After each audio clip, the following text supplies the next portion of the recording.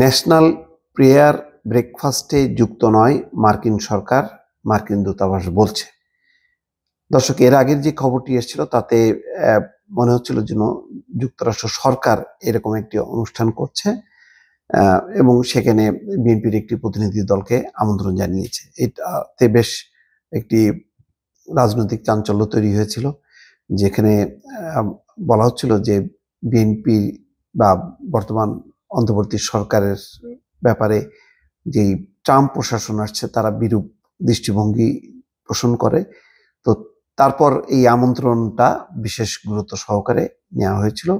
বিএনপির যে press wing এর সদস্য শাহরুল কবির খান এটি প্রেসকে জানিয়েছিল, কিন্তু এখন রাতে সম্ভবত একটা কনফিউশন তৈরি হয়েছে যে ন্যাশনাল প্রেয়ার ব্রেকফাস্ট এটি কি যুক্তরাষ্ট্র সরকার, মার্কিন সরকার তাদের কোনো আয়োজন নাকি মানে কাদের? তার প্রেক্ষিতে তারা একটা ব্যাখ্যা দিয়েছে। মার্কিন দূতাবাসের মুখপাত্র আশা বে বলেন, যুক্তরাষ্ট্র ন্যাশনাল প্রেয়ার ব্রেকফাস্ট নামে কোনো অনুষ্ঠানের আয়োজন করছে না।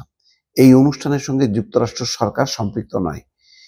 এই অনুষ্ঠানের আয়োজন বা অর্থায়নের সঙ্গে সম্পর্ক নেই মার্কিন সরকারের। ন্যাশনাল প্রেয়ার ব্রেকফাস্ট অনুষ্ঠান প্রতি বছর যুক্তরাষ্ট্র সহ অন্যান্য দেশ অংশ নেয়।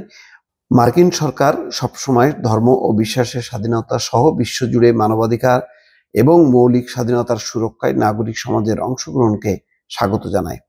তিনি বলছেন, আইআরএফ সামিট বা ন্যাশনাল প্রেয়ার ব্রেকফাস্টে অংশগ্রহণকারী ব্যক্তি বা কর্মকর্তাদের বিবৃতি, মন্তব্য বা মতামতগুলো মার্কিন সরকারের মতামত বা অবস্থান নীতির প্রতিনিধিত্ব করে না।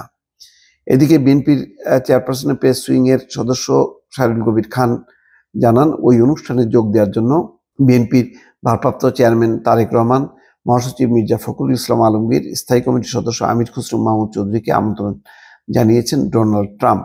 আগামী 5 থেকে 6 ফেব্রুয়ারি এই অনুষ্ঠানটি হবার কথা রয়েছে। এর আগে 2024 সালে অক্টোবরে জার্মানির বার্লিনে ন্যাশনাল প্রেয়ার ব্রেকফাস্ট অনুষ্ঠিত হয়।